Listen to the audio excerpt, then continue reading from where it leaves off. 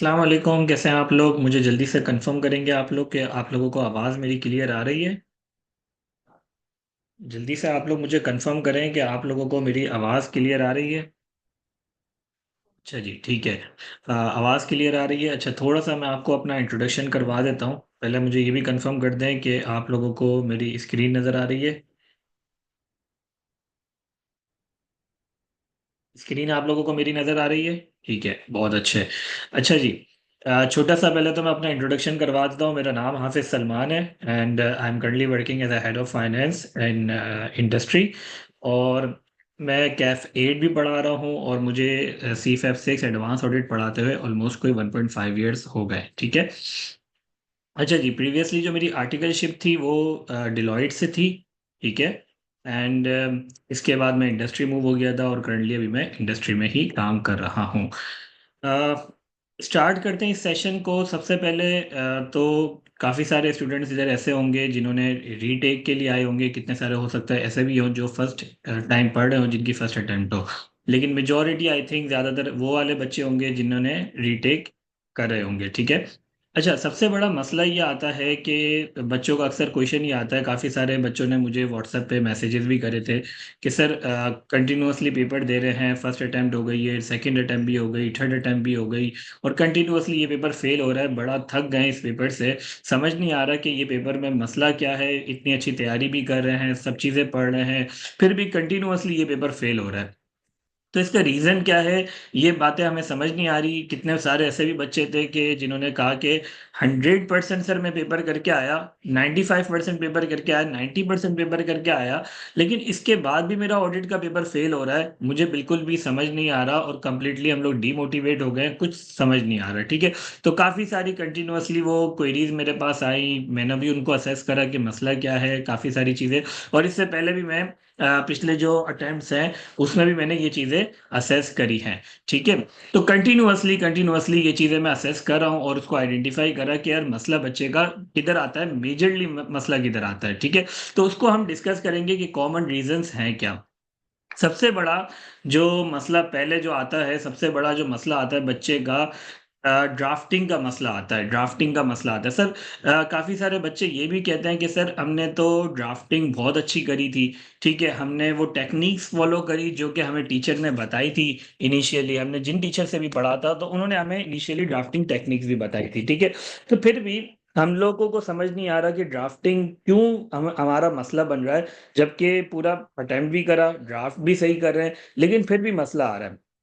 देखिए, सबसे बड़ा जो ड्राफ्टिंग साइड पे इश्यू आता है, जो कंटिन्यूअसली अभी इश्यू चल रहा है, जो कि ओवरऑल इस एडवांस ऑडिट के अंदर, कि बच्चा जो है किसी से चेक नहीं करवाता अपनी ड्राफ्टिंग को। सबसे बड़ा जो इश्यू है, चेकिंग नहीं करवाता। बच्चा अपनी ड्राफ्टिंग चेक नहीं करवाएगा तो उसको पता नहीं चलेगा बच्चा क्या कर रहा है। ठीक है। तो कंटिन्यूअसली मैं एक बात कहता हूँ कि यार चेकिंग करवाना बहुत ज़्यादा इंपॉर्टेंट है। जब तक कोई आपकी ड्राफ्टिंग को चेक नहीं करे, चेक आप किसी से भी करवा सकते हैं, चाहे वो आपका सीनियर हो, चाहे आपका कोई टीचर हो, जो आपको ये फैसिलिटी दे कि भाई चेकिंग भी होगी। ठीक है। तो चेकिंग करवाना बहुत ज़्यादा इंपॉर्टेंट है। इसकी मिसाल मैंने इससे पहले भी कई दफ़ा दी हुई है, पर्सनली भी बच्चों को दी हुई है, कि अगर आप कोई चीज़ नई सीखना चाहते हैं, ठीक है, जैसे आप कोई बंदा कुकिंग कुकिंग सीख रहा है, कोई बंदा हो सकता है बैट बॉल सीख रहा है, तो कोई भी बंदा कोई चीज़ नई सीखना चाहता है, तो वो कभी भी फर्स्ट अटैम्प्ट में वो 100% एक्यूरेसी के साथ वो चीज़ फॉलो नहीं करता। जबकि आपने जो कुकिंग सीख रहा है, लेट्स से उसने अगर अपनी मदर को देखा हो कि वो किस तरीके से कुकिंग करती है, क्या चीज़ें डालती हैं, तो वो सारी चीज़ें उसको देखी हुई है उसने। ठीक है ना, कंटिन्यूअसली उसने देखी हुई है, वो उसी को कॉपी कर रहा है, लेकिन फर्स्ट अटैम्प्ट में फिर भी वो 100% एक्यूरेसी के साथ वो चीज़ नहीं करता, वो गलत करता है। ठीक है, फर्स्ट अटैम्प्ट में। लेकिन साथ ही साथ कोई बंदा उसको देख रहा होता है जब वो अटैम्प्ट करता है, तो उसको बताता है, गाइड करता है कि भाई तुम ये चीज़ गलत कर रहे हो, इधर ये वाली चीज़ तुम्हें ऐसे करनी है, ऐसे करनी है, ऐसे करनी है, जब जाके वो बंदा सीखता है। ठीक है। इसी तरीके से लेट्स से अगर आप ड्राइविंग सीख रहे हो तो उसमें भी कोई ना कोई आपका गाइडेंस जो आपको दे रहा होता है, तो वो आपको बताता है कि यार ये वाली चीज़ मैं गलत कर रहा हूँ। ठीक है। वो पर्टिकुलरली चीज़ पर आप फिर फोकस होते हो, आप कॉन्शियसली उस चीज़ के ऊपर आप काम करते हो कि यार ये चीज़ मैं गलत कर रहा हूँ, ये वाली चीज़ मैं गलत करता हूँ, ये वाली चीज़ इस तरीके से मैं गलत सोच रहा हूँ। तो कॉन्शियसली उस चीज़ पे फोकस करके आप उस चीज़ को इम्प्रूव करने की कोशिश करते हो। लेकिन जब आपको कोई ये गाइड ही नहीं करेगा, आपको कोई बताएगा ही नहीं, आपकी कोई चीज़ चेक ही नहीं करेगा, तो फिर होगा क्या? कि फर्स्ट अटेम्प्ट में लेट्स से आपने कोई गलती करी, अब आप कंटिन्यूअसली उस गलती को रिपीट कर रहे होंगे, ठीक है? जब कंटिन्यूअसली उस गलती को रिपीट करेंगे, वो अब आपके सबकॉन्शियस माइंड में फिट हो जाएगी गलती, ठीक है? बज़ाहिर आपको ऐसा लगेगा कि यार मैं ड्राफ्टिंग बहुत अच्छी कर रहा हूँ, ठीक है? बज़ाहिर आपको लगेगा कि यार मैं कुकिंग बहुत अच्छी कर रहा हूँ, लेकिन अगर किसी ने आपकी कुकिंग को चेक नहीं करा, किसी ने उसको चेक नहीं करा कि किस तरीके से कर रहे हो, तो आप सबकॉन्शियसली वो गलती रिपीट करते रहोगे और आपको खुद रियलाइज़ नहीं होगा कि यार मैं गलती किधर कर रहा हूँ। ये बात सबको समझ में आ रही है मेरी? सब मेरे साथ हैं? सबको ये बात समझ में आ रही है कि यार मेजर मसला ड्राफ्टिंग साइड पे क्या आ रहा है कि बच्चे को नहीं पता कि बच्चा गलती किधर कर रहा है, ठीक है? तो इम्पोर्टेंट क्या है कि आपने अपनी ड्राफ्टिंग को एक दफ़ा चेक करवाना लाज़मी है, ताकि आपको पता चले कि यार मेरी गलती किधर है, ठीक है? जो कि मुझे नहीं पता, मुझे ऐसा लग रहा है कि मैं सब सही कर रहा हूँ, ठीक है? तो आप गलती को चेक करवाओगे, तो आपको पता चलेगा कि यार ये मेरी गलती है, पहली चीज़, ठीक है? तो ड्राफ्टिंग साइड पे हमारा जो मसला हल होगा वो कैसे होगा? आपने चेकिंग करवानी होगी, तो जब जाके आपका मसला हल हो जाएगा। दूसरा सबसे बड़ा मसला टाइम मैनेजमेंट। बच्चा जो है टाइम मैनेज नहीं कर पाता, कितनी सारी ऐसी एग्ज़ाम्पल्स हैं कि यार 41 पे किसी बच्चे का रुका, किसी बच्चे का 40 पे रुका, किसी बच्चे का 45 पे रुका। इतने ऐसे भी बच्चे हैं जिसका 48 पे रुका। सर कितने मार्क्स का पेपर अटेम्प्ट करा था? हमने अटेम्प्ट करा था 75 मार्क्स का, हमने अटेम्प्ट करा था 80 मार्क्स का।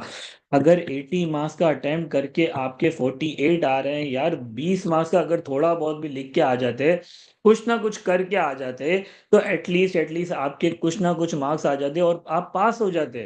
तो सबसे बड़ा जो बच्चा एक और गलती करता है, बच्चे की टाइम मैनेजमेंट पर बहुत अच्छी प्रैक्टिस नहीं होती। उसको एटलीस्ट कितने मार्क्स का अटेम्प्ट करना चाहिए? 90 टू 95 मार्क्स का तो मिनिमम अटेम्प्ट करे, ताकि गलतियां आए भी तो एटलीस्ट वो 50 में क्रॉस तो कर जाए। लेकिन अगर बच्चा 20 मार्क्स का मतलब समझते हैं कि यार 20% पेपर आपने छोड़ दिया, ठीक है ना? 20% एक सिग्निफिकेंट अमाउंट होती है, ठीक है? 20% का पेपर अगर आप छोड़ कर आ रहे हैं, तो जाहिर है फिर आप मतलब इतनी अच्छी उम्मीद नहीं रख सकते कि यार मेरे मार्क्स जो है बहुत अच्छे आ सकते हैं, ठीक है? एटलीस्ट जब 90 टू 95 मार्क्स का पेपर अटेम्प्ट करेंगे, तो आपकी ये चीज़ रिज़ॉल्व होगी कि यार आप इज़िली पासिंग रेशियो में आप इज़िली आ सकेंगे, ठीक है? सर अब सवाल ये आता है कि टाइम मैनेजमेंट को इम्प्रूव कैसे करा जाए? देखिए टाइम मैनेजमेंट को इम्प्रूव करने के लिए आपने क्या करना होगा, सिंपल सी चीज़ है।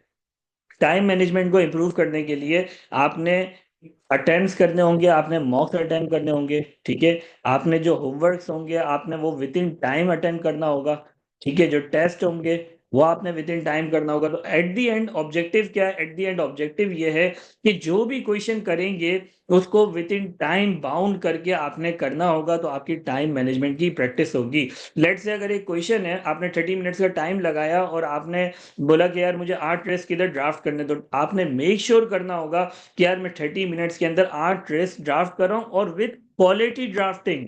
ये बहुत ज्यादा इंपॉर्टेंट है। देखिए दोनों चीजें डिफरेंट डायरेक्शन में चलती हैं। जब आप ड्राफ्टिंग को क्वालिटी इंप्रूव करने जाते हो, तो टाइम मैनेजमेंट आपकी खराब होती है। अगर आप ड्राफ्टिंग की क्वालिटी टाइम मैनेजमेंट इंप्रूव करने जाते हो, तो ड्राफ्टिंग की क्वालिटी आपकी खराब हो जाती है। तो आपने दोनों चीजों को मेक श्योर करना है कि दोनों चीजें इतनी मैनेज्ड हो कि आपकी क्वालिटी ड्राफ्टिंग भी हो, ठीक है? और साथ में आपका टाइम भी मैनेज हो रहा हो, ठीक है? दोनों चीजें आपस में अलग डायरेक्शन में। टाइम मैनेज करने जाएंगे तो ड्राफ्टिंग खराब होगी, ड्राफ्टिंग करने जाएंगे तो टाइम मैनेज खराब होगा।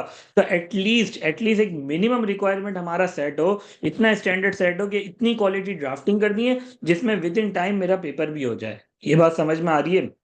तो दोनों चीजें आपस में लिंक्ड हैं, ठीक है? दोनों चीजें आपस में डिफरेंट डायरेक्शन में चल रही हैं, लेकिन एक स्टैंडर्ड हमें डिसाइड करना है जिसमें हमारी एक क्वालिटी मिनिमम क्वालिटी ड्राफ्टिंग भी हो रही हो और टाइम मैनेजमेंट भी हो रहा हो। इतनी ज्यादा भी हम ड्राफ्टिंग में ना चले जाएं कि हमारी टाइम मैनेजमेंट कंप्लीटली खराब हो जाए, ठीक है? और इतनी ज्यादा हम उसमें ना जाए कि टाइम मैनेजमेंट इतना पूरे 100 मार्क्स का पेपर अटेम्प्ट कर लिया और ड्राफ्टिंग हमने अच्छी नहीं करी। तो दोनों चीज़ों को हमें पैरेलल चलाना है कि एटलीस्ट 90 टू 95 मार्क्स का पेपर भी अटेम्प्ट हो जाए, और एक मिनिमम हमारी जो स्टैंडर्ड की रिक्वायरमेंट है कि भाई इतनी अच्छी ड्राफ्टिंग करनी है जो एग्जामिनर आपसे एक्सपेक्ट कर रहा है, तो एटलीस्ट वो हम ड्राफ्टिंग भी पूरी कर लें। सबको यहाँ तक क्लियर है?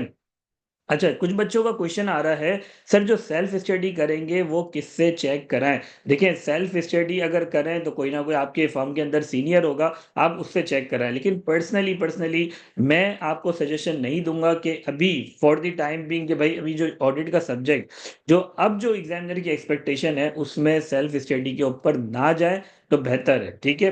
क्योंकि देखिए सेल्फ स्टडी से मैं ये नहीं कहूँगा कि 100% के पेपर निकलेगा ही नहीं, ठीक है ना? पेपर निकलता है, ऐसा नहीं है, उसमें भी पेपर निकलता है सेल्फ स्टडी से। लेकिन अब जो एग्ज़ामिनर की एक्सपेक्टेशंस हो गई है, वो बहुत ज़्यादा हाई हो गई हैं और बच्चे को अगर बच्चा आर्टिकलशिप कर रहा है और उसकी अगर ऑडिट पर इतनी अच्छी गिरफ्त नहीं है, उसको नहीं पता प्रैक्टिकल एनवायरनमेंट का, उसने इतने सारे क्लाइंट्स नहीं करे हुए, तो वो बच्चा कहीं न कहीं लैग करेगा क्योंकि उसको अंडरस्टैंडिंग नहीं होगी ऑडिट की, प्रैक्टिकल ऑडिट की, तो वो बच्चा फँस सकता है।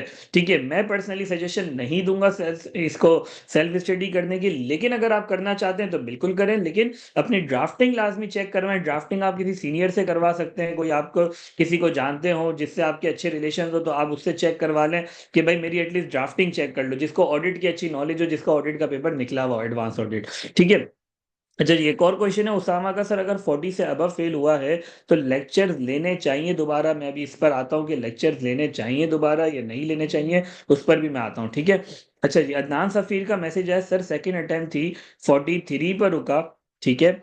और लेक्चर्स लिए हुए हैं लेकिन समझ नहीं आ रहा 85 मार्क्स का सॉल्व किया था। लेक्चर ऑलरेडी टेकन इसलिए सेल्फ स्टडी की बात की, ठीक है? मैं इस पर आता हूँ, सेल्फ स्टडी के ऊपर आता हूँ मैं। उसामा कह रहे हैं, sir as announced by ICAP audit paper shifted to computer based, can you please give guidance on how to manage time in CB exams, typing speed? इस पर भी मैं आता हूँ, हमारे एजेंडा का ऑलरेडी पार्ट है, जो 4th पर हम बात करेंगे सॉफ्टवेयर बेस्ड एग्जाम के ऊपर, ठीक है? तो टेंशन बिल्कुल भी नहीं लेनी, सारी बातें इंशाल्लाह कवर करेंगे।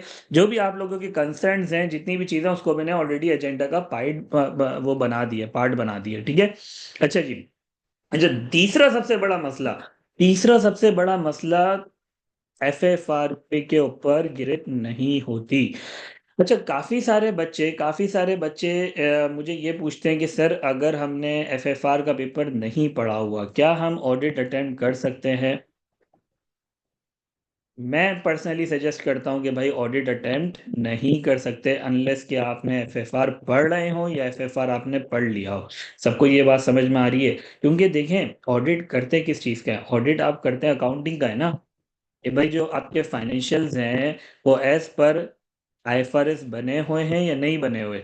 जब मुझे यही नहीं पता होगा कि आईएफआरएस की रिक्वायरमेंट्स क्या हैं, मुझे यही नहीं पता होगा कि इन्वेस्टमेंट प्रॉपर्टी की मुझे किस तरीके से वैल्यूएशन करनी है, फेयर वैल्यू पर करनी है, कॉस्ट पर करनी है। जब मुझे ये चीज़ नहीं पता होगी, जब मुझे डेफर्ड टैक्स नहीं पता होगा कि डेफर्ड टैक्स किस तरीके से कैलकुलेशन होती है, जब मुझे ये नहीं पता होगी कि यार कंसोलिडेशन में क्या-क्या चीज़ें होती हैं, तो अगर मुझे ये सारी चीज़ों की नॉलेज नहीं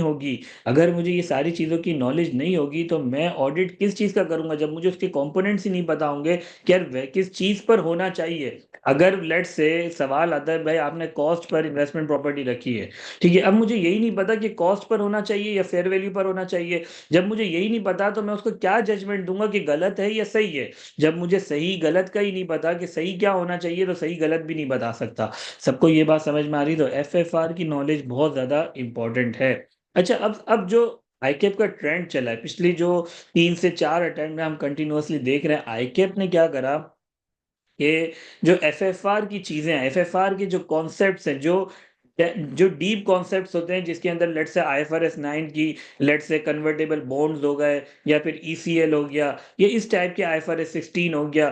तो जो कॉन्सेप्चुअल्स, जो बहुत ज़्यादा डीप कॉन्सेप्ट्स होते हैं, जिसमें बच्चा एफएफआर के अंदर स्टक होता है, जो बच्चे को स्ट्रगल होता है जिसमें एफएफआर के उन कॉन्सेप्ट्स में, तो वो क्या कर रहा है, उन कॉन्सेप्ट्स को उठाता है और उससे रिलेटेड ऑडिट के इम्पैक्ट्स पूछता है, ठीक है? अब बच्चे को वो सवाल तो कोई एफएफआर का नहीं है, सवाल ऑडिट का है। वो ऑडिट का ही सवाल पूछ रहा है, ऑडिट का ही इम्पैक्ट पूछ रहा है, ऑडिट के प्रोसीजर्स ही पूछ रहा है, रिपोर्टिंग इम्प्लीकेशन भी ऑडिट के पूछ रहा है। लेकिन सवाल ये आता है कि अब बच्चे को वो अकाउंटिंग ट्रीटमेंट ही अगर नहीं पता, तो बच्चा ऑडिट प्रोसीजर क्या लिखेगा? बच्चा क्या बताएगा कि ऑडिट रिपोर्ट पर क्या इम्पैक्ट था? बच्चे को यही नहीं पता होगा कि सही-गलत, सही नहीं पता तो सही-गलत क्या बताएगा?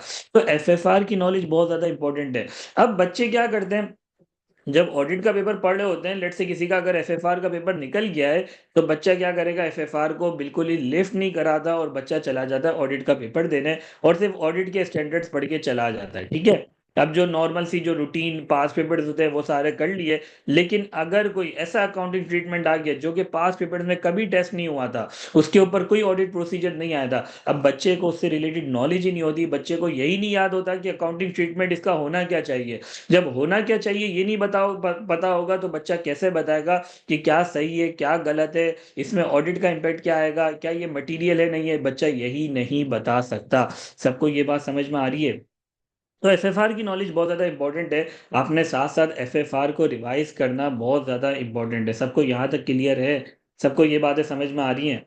जल्दी से मुझे बताएं, सबको यहाँ तक समझ में आ रही है? अच्छा जी, एक और बच्चे का एक रिप्लाई आया कि सर मेरा दूसरी दफा 40+ पर रुका है, लेकिन फिर भी लगता है कि मेरे कॉन्सेप्ट्स वीक हैं। ठीक है, उस पर भी बात करेंगे, टेंशन नहीं लो, उस पर भी बात करेंगे। ठीक है। अच्छा जी। अच्छा, दूसरी चीज ये कि अक्सर ऐसे क्वेश्चंस आ जाते हैं, अक्सर ऐसे क्वेश्चंस आ जाते हैं जो कि बिल्कुल ही अनएक्सपेक्टेड क्वेश्चंस होते हैं, अनएक्सपेक्टेड क्वेश्चंस होते हैं जो आपने एक्सपेक्ट नहीं करे होते। लेट से कोई आईटी रिलेटेड कोई कोई चीज आ गई, ठीक है, या फिर कोई कंप्लीटली कोई डिफरेंट क्वेश्चंस आ गया, और क्या कि कंप्लीटली कोई डिफरेंट इंडस्ट्री आपसे पूछ ली गई, कोई कोई लेट से बिटकॉइन से रिलेटेड कोई इंडस्ट्री पूछ ली गई। अब अगर आपको बिटकॉइन से रिलेटेड कोई इंडस्ट्री की नॉलेज नहीं है, आपने क्योंकि एस एच क्लाइंट्स को ही नहीं करे, और पूरे ऑडिट जब आपने पढ़ रहे थे तो इस टाइप की कोई आपने चीज नहीं पढ़ी, तो उसमें भी आप कंप्लीटली फंस जाते हैं। अब सवाल ये आता है कि इसको किस तरीके से हम टैकल करें। देखिए, इसके लिए आपने करना क्या होगा, इसके लिए आपने पहले से कुछ अनएक्सपेक्टेड क्वेश्चंस को प्रिडिक्ट करना है। अनएक्सपेक्टेड क्वेश्चंस देखें, कोई बाहर से कहीं भी नहीं आते, कोई दुनिया के आउट ऑफ वर्ल्ड कोई भी क्वेश्चन नहीं आता, ठीक है ना। विद इन जो वर्ल्ड के अंदर सरकमस्टांसेस चल रहे होते हैं, उसी से रिलेटेड क्वेश्चंस बनते हैं। ये बात समझ में आ रही है? अगर आईटी आज के दौर में बहुत ज्यादा इन है मार्केट के अंदर, तो आईटी रिलेटेड क्वेश्चन आ सकते हैं। बिटकॉइन अगर बहुत ज्यादा मार्केट में इन है, तो बिटकॉइन से रिलेटेड क्वेश्चन आ सकता है। चैट जीपीटी अगर मार्केट में बहुत ज्यादा इन है, तो हो सकता है कि भाई चैट जीपीटी की एंटिटी के ऊपर क्वेश्चन आ जाए कि भाई चैट जीपीटी की जो एंटिटी है उससे रिलेटेड क्या आपके रिस्क होंगे। ठीक है, एआई जो है आपका, ठीक है, रोबोटिक्स है आपके, इसके ऊपर क्वेश्चन आ सकता है, क्योंकि आजकल मार्केट में ये चीजें बहुत ज्यादा इन है। समझ में बातें आ रही हैं कि यार जो जो चीजें मार्केट के अंदर इन होती हैं, उससे रिलेटेड ही आई कैप क्वेश्चन बनाता है, कोई out of the world question नहीं आता। अगर आप देख ले प्रीवियस लास्ट से 2-3 अटेम्प्ट, उसने एक क्वेश्चन बनाया, उसके अंदर उसने बिटकॉइन का थोड़ा सा उसने जिक्र डाला था। ठीक है, तो बिटकॉइन मार्केट में इन था, तो इसीलिए उसने ये क्वेश्चन बनाया। ठीक है, तो जो चीजें मार्केट के अंदर इन चल रही होती है, जब कोविड आया तो उसने कोविड से रिलेटेड कितने सवालात के अंदर कोविड से रिलेटेड चीजें डाली थी।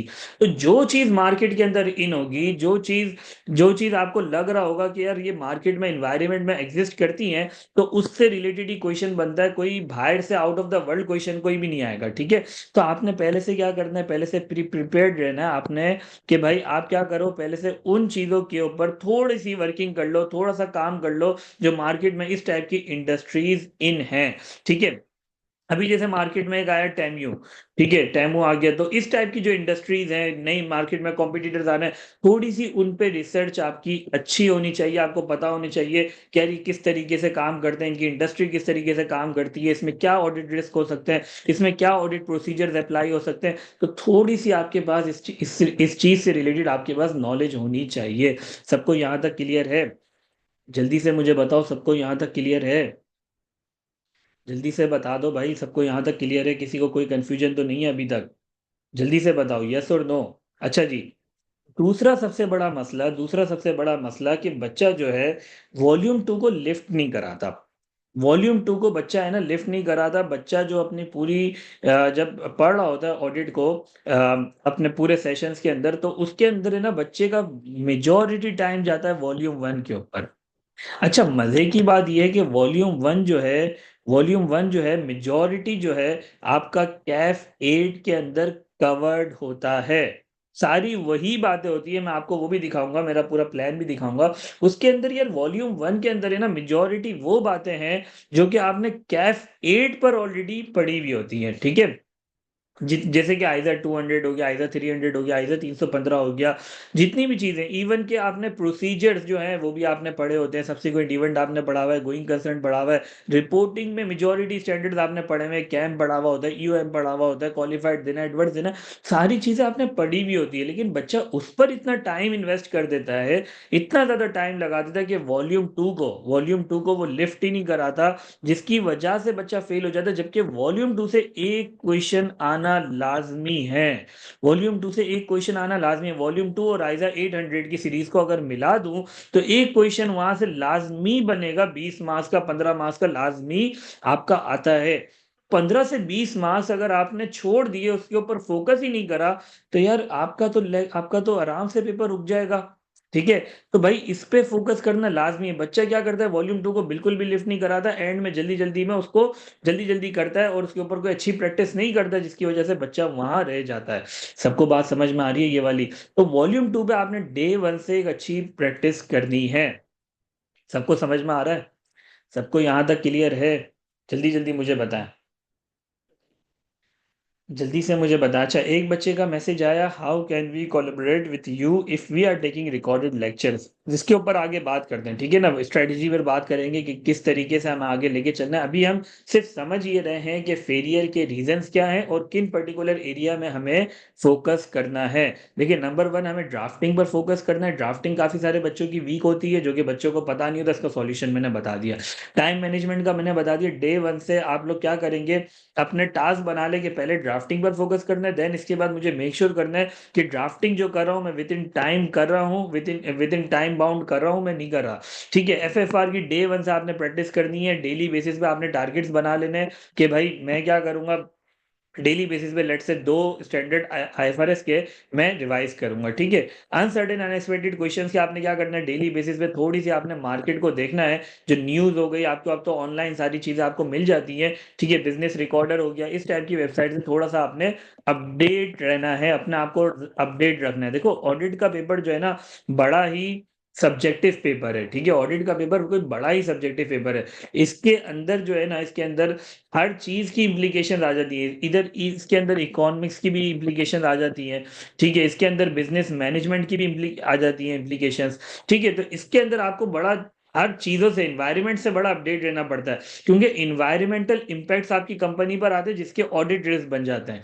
ठीक है, तो आपने बड़ा हर चीज से अपडेट रहना है। मैंने काफी सारे अपने लेक्चर्स के अंदर बताया कि यार इकोनॉमिक्स की ऑडिट के अंदर क्या इंपॉर्टेंस है। ठीक है, बिजनेस मैनेजमेंट की ऑडिट के अंदर क्या इंपॉर्टेंस है। ठीक है, तो वो आप जब आगे लेक्चर वगैरह देखेंगे तो आपको खुद आइडिया हो जाएगा। ठीक है, तो अच्छा, ये चीजें तो हमने डिस्कस कर ली। फिर हमें डे 1 से प्रिपेयर्ड रहना है कि भाई वॉल्यूम 2 पे हमें ज्यादा फोकस करना है और वॉल्यूम 2 से क्वेश्चन बनेगा। ठीक है, अच्छा जी, फिर एक और सबसे बड़ा मसला आता है कि लास्ट मंथ में स्टडी स्टार्ट करना। अच्छा, बच्चा क्या करता है कि अभी तो जोश होता है, ठीक है ना, अभी तो काफी सारे बच्चों को जोश होगा, कि जो फर्स्ट अटेम्प्ट वाले भी होते हैं उनको भी जोश होता है, जिनके पेपर रुक गया अनफॉर्चुनेटली उनको भी बड़ा जोश होता है। अभी के शुरू के 1-2 हफ्ते के अंदर जोश होगा। ठीक है, और वो जोश शुरू में होता है कि भाई मैं एक दिन के अंदर है ना सारे लेक्चर देख लूं, अभी ऐसी फीलिंग होगी, मुझे आइडिया है अच्छे से। ठीक है, तो अभी ये फीलिंग होगी कि यार मैं एक हफ्ते के अंदर सारे लेक्चर देख लूं, ये भी कर लूं, वो भी पास पेपर कर लूं, ये इस तरीके से भी कर लूं, उस तरीके से भी कर लूं, मैसेजेस भी मेरे पास आ रहे होते हैं, सर ये भी बता दें, वो भी बता दें, सर कोई अदर देन पास पेपर्स बता दें, आईकेप के अलावा कोई प्रैक्टिस बता दें। तो इस तरीके से मेरे पास रिएक्शन आते हैं बच्चों के। ठीक है, लेकिन क्या होता है, वो सिर्फ एक स्टार्ट का एक जोश होता है। ठीक है, फिर इसके बाद क्या होता है, 1-2 हफ्ते होंगे, बच्चे क्या करेंगे, ठंडे पड़ने शुरू हो जाएंगे, क्लाइंट के ऊपर, क्लाइंट पे प्रेशर आएगा। बच्चे क्या करेंगे, हाँ ठीक है ठीक है, पढ़ा हुआ है बाद में देख लेंगे, पढ़ा हुआ है बाद में देख लेंगे। बार बार आपको वो माइंड डिस्टर्ब करेगा, खासतौर पे जो रीटेक वाले हैं। ठीक है, वो आपको बार बार दिमाग में डालेगा, एक फतूर आएगा कि यार सब तो पढ़ा हुआ है मैंने, आईकेप का पास पेपर भी मैंने ये वाला करा हुआ है, तो मुझे दोबारा करने की क्या जरूरत है, मैंने तो करा हुआ है, मैंने तो ये चीज भी करी हुई है, कि यार बाद में कर लूंगा, बाद में कर लूंगा। वो करते करते करते करते आखिरी में आपके पास आ जाएगा मई का महीना। ठीक है, और मई का महीना आ जाएगा, उसमें भी है ना आप लड़ झगड़ के वहां से छुट्टियां वगैरह लोगे अपनी, अपने फर्म से। और फिर इसके बाद है ना, अब जब खोल के बैठोगे अपनी लेक्चर्स वगैरह सारी चीज़ें, तो फिर आपकी क्या होगा, आप टेंशन में आ जाओगे, प्रेशर में आ जाओगे, आप पैनिक करोगे, और जिसकी वजह से जब जब पैनिक के अंदर आप पढ़ाई करोगे तो उसमें क्या होता है, पढ़ाई भी सही नहीं होती, और एग्जाम के अंदर भी बंदा पैनिक सिचुएशन करके आता है, जबकि हो सकता है कि उसकी नॉलेज बहुत अच्छी हो, सब कुछ हो, लेकिन वो पैनिक की वजह से उसका एग्जाम में पेपर खराब हो जाता है।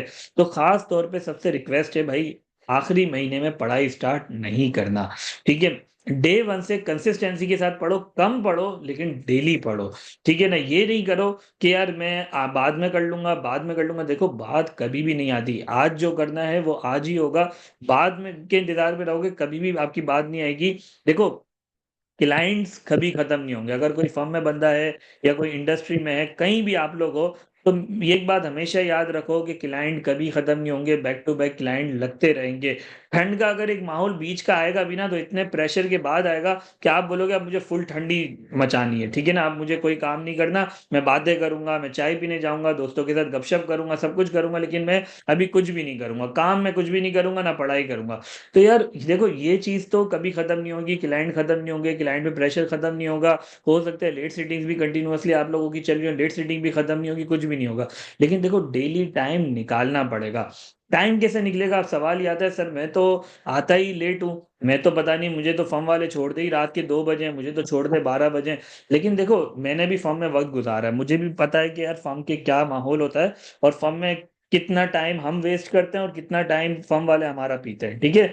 तो मुझे बहुत अच्छे से आइडिया है उसके अंदर। फर्म के मुझे इतना आइडिया है कि यार फर्म के अंदर एक लंच ब्रेक तो आता ही आता है, ठीक है, जिसके अंदर हम जो है बड़ा ही घूमते हैं, इधर जाते हैं उधर जाते हैं, अपना खूब सारा टाइम जाया करके आते हैं, ठीक है। अगर वो टाइम को मैं थोड़ा सा लंच जल्दी जल्दी करके अपने टाइम को यूटिलाइज कर लूँ। देखो, अब तो सारी चीजें लैपटॉप में, पहले होता था कि यार फिजिकल क्लासेस होती थी, फिजिकली मुझे जाना पड़ता था, तो मोबाइल के अंदर सब चीज अवेलेबल है, नोट्स, हर चीज आपके पास अवेलेबल है, ठीक है। तो रिवाइज करना है, लेक्चर लेना है, मोबाइल के अंदर भी ले सकता हूँ, लैपटॉप नहीं तो मोबाइल यूज करके मैं ले सकता हूँ। तो यार टाइम को मैं यूटिलाइज कर सकता हूँ, क्लाइंट पर बैठे बैठे लेक्चर कंप्लीट कर सकता हूँ, क्लाइंट पर बैठे बैठे नोट्स का रिवीजन कर सकता हूँ। तो बहुत सारी चीजें मैं क्लाइंट पर ही बैठे बैठे कर सकता हूँ, अपने लंच ब्रेक में कर सकता हूँ। बहुत ज्यादा टाइम ऐसा भी आता है जब रात को बैठे हुए डिनर मंगवा रहे, तो डिनर के वक्त बहुत ज्यादा ठंड का एक माहौल आएगा, ठीक है। तो बहुत सारे इवेंट्स आपको मिलेंगे विद इन आपके जो ऑफिस टाइम है, फर्म टाइम है, उसके अंदर ही आपको बहुत ज्यादा टाइम ऐसा मिलेगा जिसके अंदर आप अपने काफी सारी टास्क कंप्लीट कर सकते हो पढ़ाई से रिलेटेड। लेकिन बच्चा क्या करता है, बच्चा उसको टाइम जाया करेगा, बच्चा चाय पीने जाएगा, बच्चा क्या करेगा, समोसे खाने जाएगा, बच्चा बातें करेगा, सब कुछ करेगा, लेकिन बोलेगा मैं पढ़ूंगा नहीं, ठीक है। तो वो बच्चे का कसूर है, फर्म का कसूर नहीं है। फर्म मैं जानता हूँ, ठीक है, फर्म आपका टाइम पी रही है, लेकिन इसका मतलब ये बिल्कुल भी नहीं कि आप नहीं कर सकते, आप तब भी कर सकते हो विद इन फर्म बैठे बैठे। लेकिन ये आपके ऊपर डिपेंड करता है कि आप कितने डिसिप्लिन्ड हो। सबको बात समझ में आ रही है कि भाई कर सकते हो, नहीं कर सकते। ये तो बहाने नहीं करोगे कि भाई मैं बिजी था, मैं फर्म में था, मैं इधर था, मैं उधर था। देखिए, आपने कंसिस्टेंट रहना है, ठीक है। अच्छा, काफी सारा बच्चा ये होता है कि मैं बड़ा डिमोटिवेट हो गया हूँ, अब किस तरीके से करूँ, क्या करूँ, मुझे दिल नहीं होता। देखिए, एक बात हमेशा याद रखें, जो चीज़ हो गई वो तो हो गई, उसमें कोई ना कोई अल्लाह ताला की बेहतरी होगी। बहुत सारे चीज़ें होती हैं जो आपको बाद में पता चलता है, आपको लगता है यार ये ब्लेसिंग इन गाइस था, ब्लेसिंग इन डिस्गाइज, ठीक है। तो वो बाद में आपको पता चलता है, ठीक है, वो अभी नहीं पता चलेगा, वो बाद में आपको पता चलेगा कि यार ये चीज़ तो मेरे लिए बहुत ज़्यादा फायदेमंद रही। अभी आपको लग रहा होगा कि यार जितनी भी इवेंट्स हुए, जितने भी दफा फेल हो रहा हूँ, मुझे बड़ा तकलीफ हो रही है, ये हो रहा है वो हो रहा है, लेकिन एक दफा पास हो जाएगा ना, ये सारी तकलीफें आपके दिमाग से निकल जाएंगी। उस वक्त ये याद नहीं रहता कि भाई मेरी मैं कितनी मैंने तकलीफ करी थी, ये करा था, वो सारी तकलीफें उस वक्त खत्म हो जाती हैं, ठीक है। तो आपने डिसिप्लिन रहना है, आपने आगे बढ़ना है। अच्छा, काफी सारा बच्चा ये होता है कि सर मैं सेल्फ स्टडी कर लूंगा, मैं ये कर लूंगा। अच्छा, सेल्फ स्टडी में सबसे बड़ा मसला ये आता है, मैं आप लोगों को बता देता हूँ जिसने प्रीवियसली पढ़ लिया है, ठीक है, और जिनका पेपर अनफॉर्चुनेटली रुक गया है, ठीक है। वो जो हजरात कह रहे हैं कि भाई मैं सेल्फ स्टडी कर लेता हूँ, सेल्फ स्टडी में क्या होता है, आप होते हो खुद के ऊपर, ठीक है, खुद के ऊपर होते हो तो उसके अंदर आते हैं आपके दिमाग में फतूर, कि भाई मैं क्या करूं, मैं बाद में देख लूं, क्योंकि आपके पास ना कोई प्लान होगा, ना कुछ चीज होगी, ना कोई। तो उसके अंदर क्या होता है, आप बोलते हो कि यार मैं बाद में कर लूंगा, मैं बाद में कर लूंगा, ना आप खुद से प्रैक्टिस करते हो, ना कुछ करते हो, आप बोलते हो मैं करते करते करते करते आप क्या करते हो, एंड के ऊपर सारी चीजें डाल देते हो, और एंड में वंस अगेन वही आपके ऊपर प्रेशर क्रिएट हो जाता है। और उल्टा आप क्या होते हो, जिधर आप स्टैंड कर रहे होते हो ना, कि जिधर आपकी जो अभी इधर किधर स्टैंड कर रहे हो, तो आप एक स्टेप उससे पीछे चले जाते हो। आपने क्या करना है, तैयारी ऐसी करनी है कि एक स्टेप आगे बढ़ना है, पीछे नहीं जाना। ठीक है, तो जब बच्चा सेल्फ स्टडी भी जाता है तो एक स्टेप पीछे चले जाता है और दोबारा फेल हो जाता है, और इससे बुरे मार्क्स पे फेल होता है। और उसकी वजह ये नहीं होती कि भाई उसने सेल्फ स्टडी करी, सेल्फ स्टडी बुराई नहीं है। बुराई ये है कि सेल्फ स्टडी में बच्चा पढ़ता नहीं है। बात समझ में आ रही है, मैं सेल्फ स्टडी से मना किसी को भी नहीं कर रहा, लेकिन कुछ बच्चे, अक्सर मेजोरिटी बच्चे से होते हैं कि सेल्फ स्टडी में बच्चा सेल्फ स्टडी के बहाने में बच्चा पढ़ नहीं पाता, उसको स्ट्रक्चर्ड कर नहीं पाता। हाँ, कुछ बच्चे उसमें ऐसे भी निकलते हैं जो बहुत ज्यादा डिसिप्लिन्ड होते हैं, डेली बेसिस पे पढ़ लेते हैं खुद से। ठीक है, लेकिन कुछ बच्चे ऐसा होता है कि यार वो नहीं पढ़ता, वो बोलते हैं मैं बाद में करते करते वो अपना वक्त जाया कर देता है, और एट द एंड दोबारा फेल हो जाता है। ठीक है, तो अगर कोई करना चाहता है, वो उसकी अपनी मर्जी है। ठीक है, अगर वो समझता है कि मैं बहुत ज्यादा डिसिप्लिन्ड हूँ, मैं कर लूंगा, मैं डेली पढ़ लूंगा, तो वो चीज वो कर सकता है। ठीक है, सबको यहाँ तक क्लियर है? तो भाई एक स्टेप आगे जाना है, पीछे नहीं जाना, बस इतनी सी रिक्वेस्ट है कि भाई एक स्टेप आगे बढ़ के जाना, पीछे बढ़ के नहीं जाना, कि भाई पता चला आप पीछे और पीछे चले गए और फिर आप ICAP में पेपर देने जा रहे हो तो दोबारा बुरी तरह फेल हो के आओगे। ठीक है, सबको यहाँ तक क्लियर है? किसी को यहाँ तक कोई मसला?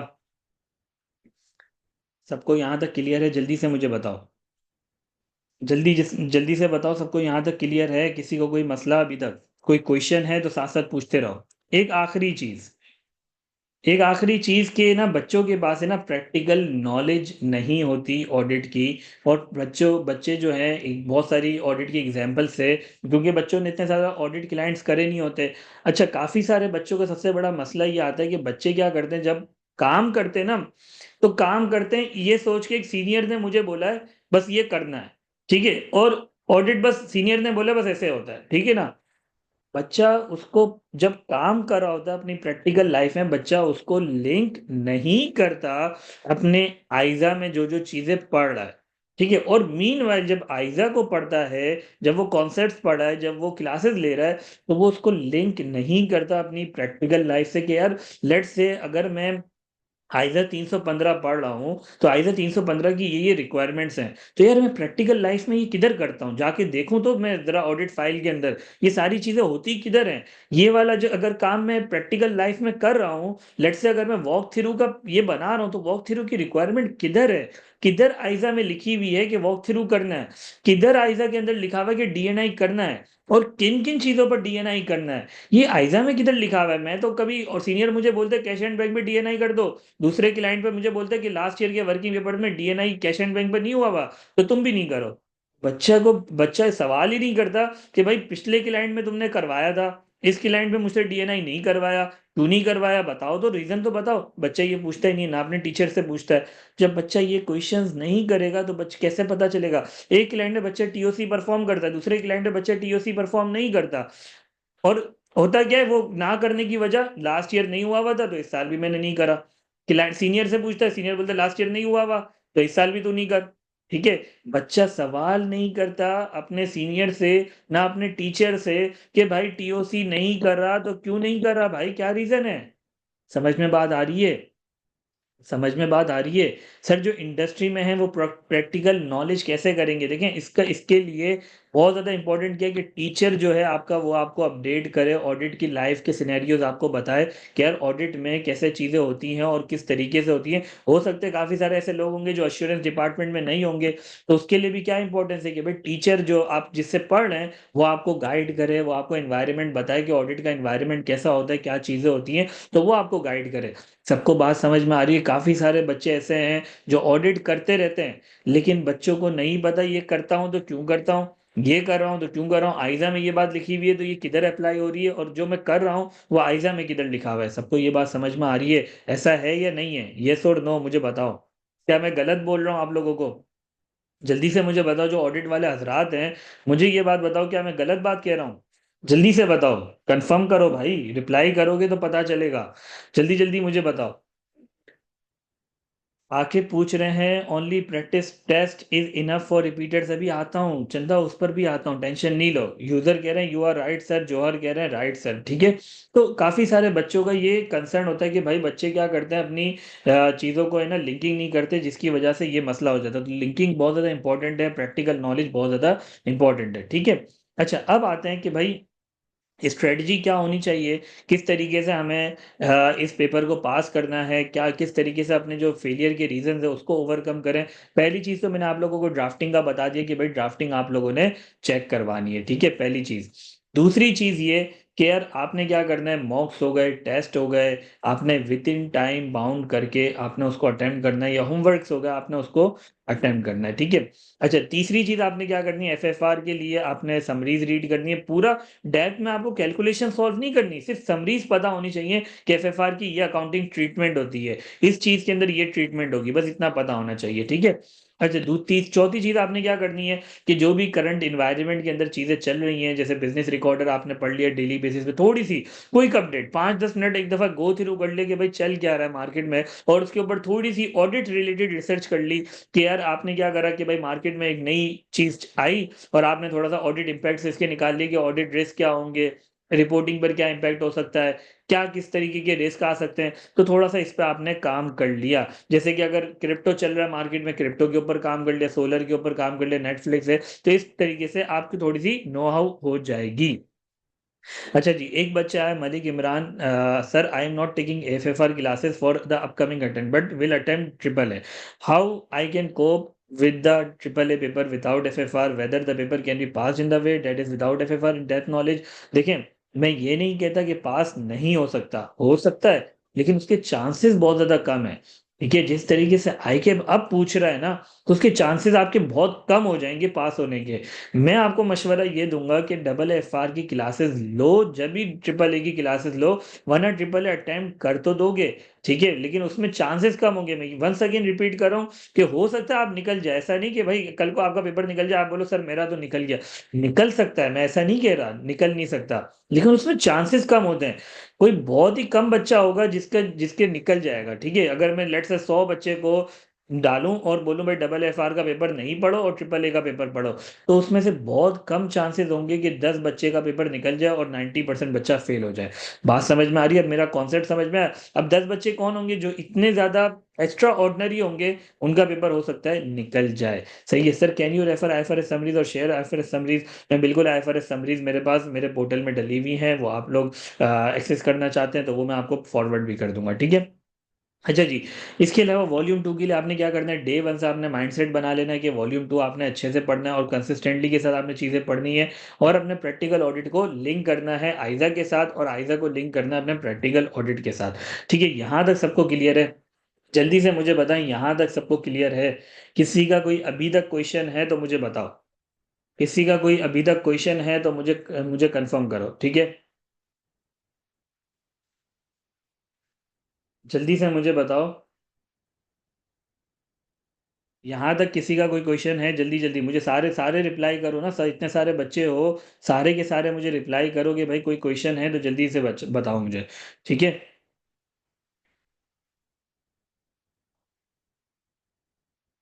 सबको क्लियर है? अच्छा जी। अच्छा, आगे चलते हैं। अब सवाल ये आता है कि अ, हमारी स्ट्रेटजी क्या होगी, किस तरीके से पढ़ेंगे। काफ़ी सारे बच्चों का क्वेश्चन ये होता है, काफ़ी सारे बच्चों का क्वेश्चन ये है कि सर हमने तो क्लासेस ले लिए, ठीक है, और अभी मैं बताता हूँ जैन, सारी चीज़ें मैं बताता हूँ, गाइड करता हूँ आपको। अच्छा, काफ़ी सारे बच्चों का क्वेश्चन ये आता है कि सर हमने तो क्लासेस ले ली हैं और अब दोबारा रीअटेम्प्ट कर रहे हैं, तो क्लासेस ली हुई हैं, सारी चीज़ें समझी हुई हैं, तो क्या दोबारा हमें क्लासेस लेने की ज़रूरत होगी या नहीं होगी। काफ़ी सारे बच्चों का ये क्वेश्चन आता है और मुझे व्हाट्सएप पे पर्सनली आया। तो क्या करें इस केस के अंदर, हम लोग क्या करें, क्या पूरी क्लासेस दोबारा से लें, टेस्ट करें, क्या करें? अभी बच्चों का वो इधर भी क्वेश्चन आ रहा था कि सिर्फ टेस्ट लें, क्या करें। देखें, उसके लिए मैं रीटेक स्टूडेंट्स को कभी भी नहीं कहता कि भाई आप लोगों ने कॉन्सेप्ट्स वाले लेक्चर दोबारा लेने हैं। कॉन्सेप्ट्स वाले लेक्चर आपने दोबारा नहीं लेना, आपने जिस टीचर से भी पढ़ा है, ठीक है, तो आपको अच्छा ही पढ़ाया होगा। सब टीचर कॉन्सेप्ट डिलीवरी बहुत अच्छी करते हैं, ठीक है, इसमें कोई डाउट नहीं है, ठीक है। तो कॉन्सेप्ट्स होपफुली आपके अच्छे होंगे, ठीक है। अनलेस के कोई बच्चे को खुद फील हो कि भाई मेरे कॉन्सेप्ट्स अच्छे नहीं है, तो उसको क्या करना है, उसको कॉन्सेप्चुअल लेक्चर लेने पड़ेंगे। ये बात सबको समझ में आ रही है? अगर वो लेट से वो प्रैक्टिस कर रहा है और प्रैक्टिस के दौरान उसको लग रहा है कहीं मेरे कॉन्सेप्ट्स वीक हैं, तो उस केस के अंदर वो बच्चे को क्या करना पड़ेगा, वो बच्चे को कॉन्सेप्चुअल लेक्चर्स लेने पड़ेंगे, ठीक है। अच्छा, हमारे जो लेक्चर्स हैं उसमें क्या करा है हमने, जितने भी कॉन्सेप्चुअल लेक्चर्स हैं, ठीक है, वो सेपरेट करे हुए हैं, ठीक है, कॉन्सेप्चुअल सेपरेट है, और जो प्रैक्टिस है वो सेपरेट लेक्चर्स हैं, ठीक है। दोनों सेपरेट लेक्चर्स हैं, कॉन्सेप्चुअल लेक्चर सेपरेट हैं और प्रैक्टिस लेक्चर्स हमारे सेपरेट हैं। सबको यहां तक क्लियर है?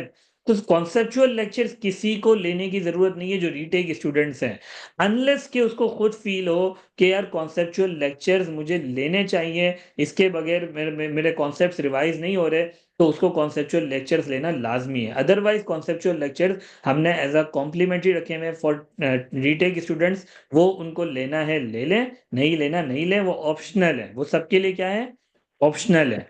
सबको ये बात समझ में आ रही है? कॉन्सेप्चुअल लेक्चर सबके लिए, जो रीटेक स्टूडेंट्स हैं वो ऑप्शनल है, ठीक है। सबको यहां तक क्लियर है? जल्दी से मुझे बताओ, जल्दी से मुझे बताओ, सबको यहां तक क्लियर है? मुझे सिर्फ 5 मिनट दो, अजान हो रही है, 5 मिनट अजान हो जाए फिर इसके बाद हम स्टार्ट करते हैं, ठीक है। 5 मिनट का ब्रेक है।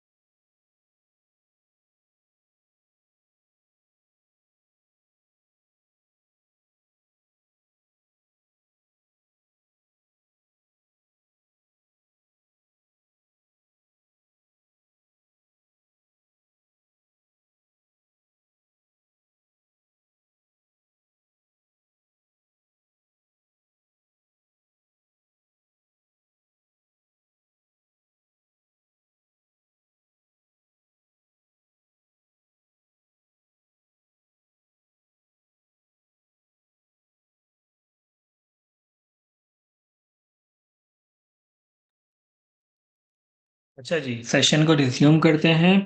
पहली चीज़ मैंने आप लोगों को क्या बताया कि जो लोग हमसे पढ़ना चाहते हैं, ठीक है, तो उसमें हमारी स्ट्रेटजी क्या होगी, किस तरीके से हम लोग आप लोगों को पढ़ाएंगे, उसके अंदर क्या आप लोगों को क्लासेस सारी लेनी है। तो उसके अंदर देखिए दो तरीके के हमारे पास लेक्चर्स होंगे, कॉन्सेप्चुअल लेक्चर्स होंगे और एक प्रैक्टिस लेक्चर्स होंगे, ठीक है। कॉन्सेप्चुअल लेक्चर्स लेना आप लोगों के लिए मैंडेटरी नहीं होगा, वो आप लोगों के लिए ऑप्शनल होंगे। बस आप लोगों को एक मास्टर प्लान शेयर करा जाएगा, ठीक है, जिसके अंदर आप लोगों को गाइड ये करा जाएगा कि मास्टर प्लान में लेट से होगा कि भाई आपने लेट से आइजर 200 से लेके आइजर 315 का रिवीजन करना है, ठीक है। अब वो रिवीजन आपके ऊपर होगा, चाहे आप अपने जो टीचर आपने जिनसे प्रीवियसली पढ़ा है, आप उनके नोट से आप रिवीजन कर लें या फिर मेरे नोट से रिवीजन कर लें। अगर आपको दोनों नोट से लगता है कि यार रिवीजन जो है मेरा सही से क्लियर नहीं हो पा रहा, तो आपने क्या करना है, आपने वो लेक्चर लेके अपने कॉन्सेप्ट्स को क्लियर कर लेना है। तो conceptual lecture as a complimentary आपको ऑफर करे जाएंगे और ऑप्शनल होंगे आपके लिए, आपको लेना है लें, नहीं लेना नहीं लें, अनलेस कि आपको फील हो या फिर कहीं मुझे लगे लाइव सेशन के अंदर कि यार आपके कॉन्सेप्ट्स ठीक नहीं है, तो आप एक दफा लेक्चर ले लो, ठीक है। तो उस केस के अंदर आपने लेक्चर लेना है, अदरवाइज आपने नहीं लेना। सबको यहां तक क्लियर है? जल्दी से मुझे बताएं, सबको यहां तक क्लियर है? जल्दी से मुझे बता दें, सबको यहां तक क्लियर है? सबको चीजें समझ में आ रही हैं? ठीक है जी। अच्छा, दूसरी चीज के भाई कॉन्सेप्चुअल लेक्चर्स तो सबने नहीं लेने होंगे, सिर्फ प्रैक्टिस लेना है, जिसके अंदर प्योरली हम लोग प्रैक्टिस पर बातें करेंगे। प्रैक्टिस की चीजें होंगी जिसमें बताया जाएगा कि भाई क्या टेक्निक्स होंगी, किस तरीके से आपने इसको अटेम्प्ट करना है पेपर को, किस तरीके से आपने ड्राफ्टिंग करनी है, क्या मिनिमम रिक्वायरमेंट है, क्या क्या चीजें आपने लिखनी है, क्या चीजें नहीं लिखनी, वो सारी चीजें उसमें बताई जाएंगी। और फिर इसके बाद आपको क्या करा जाएगा, आपको एक होमवर्क दिया जाएगा। ठीक है। अच्छा, उस होमवर्क का पर्पस सिर्फ ये होगा, आप होमवर्क सबमिट करेंगे और वो होमवर्क आपका चेक होगा बाय टीचर। ठीक है, चेक होगा बाय टीचर। ठीक है, उस होमवर्क का पर्पस सिर्फ ये होगा, क्या आपने जो चीजें लिखी हैं, क्या वो अप टू द मार्क लिखी हैं, जो आपको टेक्निक्स बताई थी लेक्चर के अंदर। ठीक है, लेक्चर फर्स्ट होगा, जिसके अंदर जो प्रैक्टिस लेक्चर होगा वो फर्स्ट होगा। और उससे उस और आपने उसकी बेसिस पे होमवर्क करना होगा कि यार उन्हीं टेक्निक्स को फॉलो करते हुए मैं होमवर्क करूं और फिर सबमिट करूं। ठीक है, वो आप सबमिट करेंगे, देन चेक करके ये ऑब्जेक्टिव होगा कि क्या आपने वो टेक्निक फॉलो करी। उसमें ये ऑब्जेक्टिव नहीं होगा कि यार आपने 10 रेस की जगह आपने 8 रेस क्यों लिखे, 7 रेस क्यों लिखे। ये ऑब्जेक्टिव नहीं होगा। उसमें सिर्फ ऑब्जेक्टिव ये होगा क्या टेक्निक्स फॉलो हो रही है या नहीं हो रही, ताकि आप वो टेक्निक्स को कंटिन्यूअसली फॉलो करते करते सबकॉन्शियसली सही टेक्निक्स फॉलो करें। जितनी भी जो आपकी खराबी है, जितनी भी जो मसले हैं ड्राफ्टिंग में, वो आपके खत्म हो जाएं। ठीक है, तो वो आपने करना होगा। अच्छा, फिर इसके बाद एक होमवर्क तो आपको दिया जाएगा जो कि टीचर चेक करेगा। फिर फर्दर जो होमवर्क दिए जाएंगे, फर्दर होमवर्क जो दिए जाएंगे, वो आपकी सेल्फ असेसमेंट होंगे। जो इनिशियली होमवर्क में जो आपको रिमार्क्स मिले होंगे, आपने अब उस पे फोकस करना होगा कि यार ये गलती मैं करता हूँ। ठीक है, फिर जो फर्दर होमवर्क होंगे वो सेल्फ असेसमेंट आप खुद करेंगे, और उसमें उन रिमार्क्स को सामने रखते हुए आप मेक श्योर करेंगे क्या मैं गलती ठीक कर रहा हूं या नहीं कर रहा। ठीक है। जौहर का सवाल आ रहा है कि सर टेस्ट हर स्टूडेंट का आप चेक कर रहे होते हैं, जो होमवर्क आपको मिलेगा बिल्कुल मैं ही चेक करके आपको दूंगा। जो इनिशियल होमवर्क होगा वो मैं चेक करूंगा, फिर इसके बाद फर्दर जितने भी होमवर्क्स होंगे वो आपने सेल्फ असेसमेंट करने होंगे। तो हर टॉपिक वाइज मैं एक होमवर्क रखूंगा जिसके अंदर मैं चेक करूंगा, फर्दर होमवर्क्स आप लोग चेक करेंगे खुद से। ठीक है, सबको यहां तक क्लियर है। सर जो होमवर्क होगा वो हम कॉपी पर करेंगे या एक्सेल पर टाइप करके शेयर करेंगे एज जून अटेम्प्ट सीबी। आप बिल्कुल आप वर्ड की फाइल में कर रहे होंगे। ठीक है, टाइपिंग आपने स्पीड, क्योंकि टाइपिंग पर आपने काम करना होगा, तो जाहिर है आपने टाइपिंग करके ही लैपटॉप पर करने हैं। सबको कंफर्म्ड है। ठीक है। अवेश पूछ रहे हैं sir please also share test schedule. देखिए हम लोग का क्या होगा, कंटिन्यूअसली काम जो हम लोग करेंगे, हम लोग का काम ये होगा कि यार पहले हमारी क्या होंगी, सेशन होगा, सेशन में टेक्निक्स होंगी, टेक्निक्स के बाद आपने होमवर्क उसी टेक्निक्स को फॉलो करते हुए करना है। देन फर्दर आपने क्या करना है, वो सबमिट करना है। देन सबमिट करके आपको रिमार्क्स मिलेंगे। ठीक है, तो ये आपकी टेस्टिंग एक्टिविटी है। ठीक है, जो होमवर्क मिल रहा है वो टेस्टिंग एक्टिविटी है। सबको क्लियर है। तो वो मास्टर प्लान में सारी चीजें होंगी। ठीक है। जौहर पूछ रहे हैं सर अगर सेल्फ असेसमेंट में इशू आते हैं, वो सही से सॉल्व नहीं होता। देखिए जितने भी आपके इश्यूज आते हैं, रिमार्क्स आपके सामने होंगे कि भाई ये गलती कर रहे हो। अगर आपने उससे कंपैरिजन करा और आपको लगता है कि यार ये गलती अभी भी है, तो फर्दर होमवर्क करके आप उसको इम्प्रूव करोगे। और अगर जो भी आपको इश्यूज आते हैं, जितने भी क्वेरीज आती हैं, वो आपके पास व्हाट्सअप होगा, आप उसमें पूछ सकते हैं। अगर हमारे जितने भी बीच में लाइव सेशन होंगे उसमें आप पूछ सकते हैं। सबको यहाँ तक क्लियर है? जल्दी से मुझे बताओ, सबको यहाँ तक क्लियर है? जल्दी से मुझे कंफर्म करो, सबको यहाँ तक स्ट्रेटजी क्लियर है? अदनान सफीर कह रहे हैं सर 85 का सॉल्व करा था। सर 85 का सॉल्व किया था एंड उम्मीद थी निकल जाएगा, बट 43 पे रुका। एक पास पेपर किया था फुल फ्लैश, लेकिन ज्यादा नहीं किया, सेकेंड अटेम्प्ट थी, तो अब से फुल फ्लैश पास पेपर करूं आफ्टर दोनों revision of standard lecture already taken. देखिए सिर्फ आपने क्या करना होगा, आपने प्रैक्टिस सेशंस लेने हैं। ठीक है, और आपने होमवर्क्स करने हैं। होमवर्क्स को अपने बार बार असेस करना है कि मैं drafting up to the mark कर रहा हूं या नहीं कर रहा। ठीक है, ये चीज आपने करनी होगी। सबको यहां तक क्लियर है? सबको यहाँ तक क्लियर है? जल्दी से मुझे बताओ। ठीक है, इसके अलावा हम लोग है ना, जब सारा सेशन हमारा कंप्लीट हो जाएगा, एक इंशाल्लाह मॉक हम लोग अटेम्प्ट करेंगे। ठीक है, एक्टिव हमारा व्हाट्सएप ग्रुप होगा, और जितनी भी आउटसाइड द बॉक्स जाके एक्टिविटीज़ हैं वो भी इंशाल्लाह हम लोग परफॉर्म कर रहे होंगे। सबको यहाँ तक चीज़ें क्लियर हैं? कोई कन्फ्यूजन? जल्दी से मुझे बताओ, किसी को कोई कन्फ्यूजन है अभी तक? स्ट्रेटजी समझ में आ गई कि भाई किस तरीके से लेके चलेंगे? ठीक है। प्रैक्टिस सेशन के लिए एडमिन से कांटेक्ट करना होगा। देखिए ये पूरा बैच रीटेक स्टूडेंट्स के लिए स्टार्ट हो रहा है, ठीक है। उसके अंदर बिल्कुल आपने एडमिन से कांटेक्ट करना पड़ेगा उस बैच में एनरोल होने के लिए, ठीक है। कंप्लीट बैच में जब आप एनरोल हो जाएंगे तो आपको व्हाट्सएप ग्रुप में ऐड कर दिया जाएगा, और व्हाट्सएप ग्रुप में आपको अपडेट मिलती रहेगी कि प्रैक्टिस सेशंस कब कब हैं, सारी चीज़ें जितनी भी होंगी। तो वो सारी चीज़ें, और प्रैक्टिस सेशंस हमारे रिकॉर्डेड भी होंगे, ठीक है। वो रिकॉर्डेड, कुछ रिकॉर्डेड होंगे और कुछ लाइव होंगे। सारे लाइव भी नहीं होंगे और सारे रिकॉर्डेड भी नहीं होंगे। कुछ लाइव होंगे, कुछ रिकॉर्डेड में मिलेंगे, ठीक है। सबको यहाँ तक क्लियर है? मैं मास्टर प्लान आप लोगों को दिखा दूंगा, लेकिन इससे पहले हमारे साथ एक मेरे प्रीवियस स्टूडेंट हैं दिसंबर 24 में, जिनका अल्हम्दुलिल्लाह पेपर निकल गया, ठीक है। तो उनका नाम है अब्दुल्ला शरीफ, ठीक है। मैं अपना माइक म्यूट कर रहा हूँ, और वो आएंगे, वो आप लोगों से थोड़ी सी बात करेंगे, आप लोगों को बताएंगे कि उन्होंने क्या स्ट्रेटजी फॉलो करी, किस तरीके से उनका पेपर निकला, और उन्होंने किस क्या क्या चीज़ों पे ज़्यादा फोकस करा, ठीक है। और किस तरीके से उन्होंने पास आउट कर लिया अपनी जितनी भी, जो प्रीवियसली उनके पेपर भी कंटिन्यूअसली रुक रहा था, और अल्हम्दुलिल्लाह उनका पेपर अब निकल गया। तो वो आप लोगों को बताएंगे कि उन्होंने किस तरीके से चीज़ें करी थी और उनका किस तरीके से पेपर निकला, ठीक है। अब्दुल्ला आप माइक ऑन कर सकते हैं? आपका माइक ऑन हो रहा है? अब्दुल्ला आपको आवाज़ आ रही है? आप माइक ऑन नहीं कर सकते, एक मिनट मैं आपको अलाउ कर देता हूँ।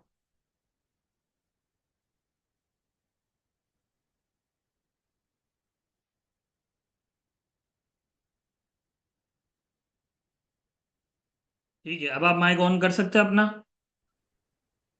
चेक करें, अब आप जी अपना माइक ऑन कर सकते हैं। जी अस्सलाम वालेकुम, आवाज़ आ रही है? ठीक है, ठीक है। आपका माइक ऑन हो गया है, मैं अपना माइक म्यूट कर रहा हूँ, आप बात करें। जी अस्सलाम वालेकुम। तमाम स्टूडेंट्स को अस्सलाम वालेकुम मेरी तरफ से। मैंने जो है लास्ट जो बैच है वो सर हाफिज़ सलमान से पढ़ा था। इसके अंदर जो है जब फर्स्ट टाइम जब अटेम्प्ट किया था। जी वॉइस क्लियर है जी? बिल्कुल। जी तो जब मैंने भी फर्स्ट टाइम ये पेपर अटेम्प्ट किया था तो आई अटेम्प्टेड 100% पेपर, ठीक है। लेकिन हुआ क्या कि जब वो रुका और मैं आवाज मतलब 90% श्योर कि ये जाना पेपर निकल जाएगा, लेकिन वो जो है 38 मार्क्स के ऊपर जाके रुक गया। तो इसके अंदर जो है ना, जो सबसे जो पहली जो चीज़ थी वो ये थी अपने फेलियर को आइडेंटिफाई करना कि आपका फेलियर आ कहाँ पे रहा है। तो इसमें ये हो रहा था कि मेरे बाकी तो पेपर निकलते जा रहे थे, लेकिन जो है ना ये पेपर बस एक नहीं निकल रहा था। तो अब इसमें ये था कि जो है मैं ये समझता था कि जो WFR है वो उसको मतलब कि इस तरह इजी ले लेना कि जो है हम बस स्टैंडर्ड आता है तो उसको जो है ना बस उसके बाद हमें पता है कि इसको मैं इस तरह लेके चल जाऊंगा। लेकिन असल में जो एग्जामिनर है वो आपसे जो है सोल्यूशन के अंदर अगर आप उसके सोल्यूशन देखेंगे तो असल में आपसे वो ये रिक्वायर कर रहा है कि आपने उसको एग्जैक्ट जो आपके जो स्टैंडर्ड जो आपने पढ़े हुए हैं कॉन्सेप्ट उसको प्रैक्टिकली किस तरह अप्लाई करेंगे उसके वो आपने बताना है। तो ये जो चीज़ थी ये सबसे ज़्यादा इंपॉर्टेंट थी। और इसके अंदर जो सबसे ज़्यादा मुझे जो मसला आता था वो ये था कि अगर मुझे किसी जगह पे किसी कॉन्सेप्ट के अंदर मसला आ रहा है, तो अब मैंने तो WFR पास कर ली हुई है, अब चूंकि मैंने पास कर ली हुई है तो अब मैं किसके पास जो है ना वो अपनी क्वेरीज लेके जाऊंगा अगर मुझे वहाँ पे WFR का कोई मसला आएगा। तो ये जो थी जो इशू था ना ये सबसे बड़ा मेरा इशू था। और ये जो है वो सर हाफिज सलमान की वजह से जो है ना मुझे इसके अंदर बहुत ज़्यादा जो है ना मैं आपको पर्सनली बताऊं कि बहुत हेल्पफुल मिली, हेल्प। वो इस तरीके से कि अगर मुझे कभी भी कहीं भी WFR का भी कोई मसला आता था तो मैं वो सर से जो है ना ऊपर मैंने पर्सनल क्वेरी करनी, और सर जो है ना उसका जो है ना कह लेंगे इतना डिसेंट और एग्जैक्ट आंसर होता था कि मुझे समझ लगता था कि यार मेरा मेरा जो है ना कॉन्सेप्ट क्या था और मुझे है ना मसला कहाँ पे आ रहा था। तो एक तो ये चीज़ कि जो है ना WFR के ऊपर के कॉन्सेप्ट्स उनको रिवाइज करना, और उसको इस तरीके से फिर मैंने उसको अपने जितने भी स्टूडेंट्स थे उन सारे स्टूडेंट्स को रिवाइज किया। और सिर्फ यही नहीं कि बस उसको एक दफा एक ऊपर से गो थ्रू कर देना, उसके जो एग्जांपल्स होती हैं उन उन उन एग्जांपल्स को एक दफा रीड करना, उनको देखना कि बोला कॉन्सेप्ट किस तरीके से अप्लाई होता है। इस तरीके से उसने जो है ये हमारे लास्ट पेपर के अंदर गुडविल के ऊपर उसने पूछ लिया कि प्रोसीजर्स। तो वो तभी आप उन चीज़ों को लिख पाते हैं। और अगर कोई रिपोर्टिंग का सवाल आता है जहाँ पे आपने जो है इम्प्लीकेशंस और रिपोर्ट बतानी होती हैं, तो वहाँ पे अगर आपको जो है रिपोर्टिंग का कॉन्सेप्ट ही नहीं आता, वो अप्लाई नहीं करना आता, तो फिर आप जो है ना उधर आप जो है वो अपना ओपिनियन ही नहीं सही दे पाएंगे, और जिसकी वजह से आपका जो है ना वो मार्क्स जो है ना सारे कट हो जाएंगे। तो इसके अंदर जो सबसे पहली जो चीज़ थी वो WFR था। और दूसरी जो चीज़ जहाँ पे मुझे मसला आता था कि जब मैं सवाल को अटेम्प्ट करने लगता था, तो वहाँ पे अगर आप सोल्यूशन भी देखेंगे तो अगर कोई रिपोर्टिंग इम्प्लीकेशंस हैं तो ये सॉरी, अगर उसने कोई इम्पैक्ट ऑन रिपोर्ट मांगा और उसके साथ कोई उसने प्रोसीजर्स मांगे, इस तरह का कोई सवाल है, तो देखेंगे कि उसने जो है ना ऊपर रिपोर्टिंग कॉन्सेप्ट को तो एक दो पैराग्राफ में करता है, लेकिन नीचे जो है उसके तकरीबन 14-15 जो है ना उसने प्रोसीजर्स लिखे होते हैं, समटाइम्स 10 प्रोसीजर्स उसने लिखे होते हैं।